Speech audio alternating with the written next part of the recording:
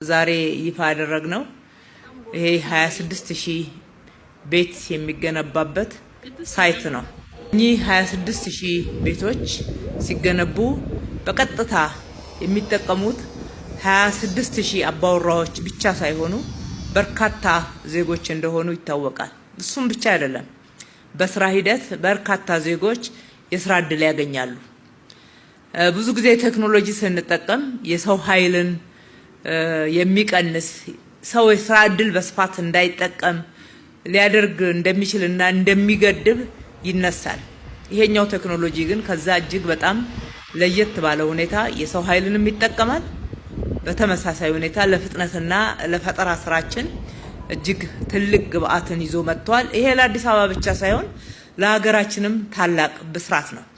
በግንባታ ሂደት ሁልጊዜ የጥሬ ዕቃ ችግርም ሌሎችም ከፍጥነት ጋር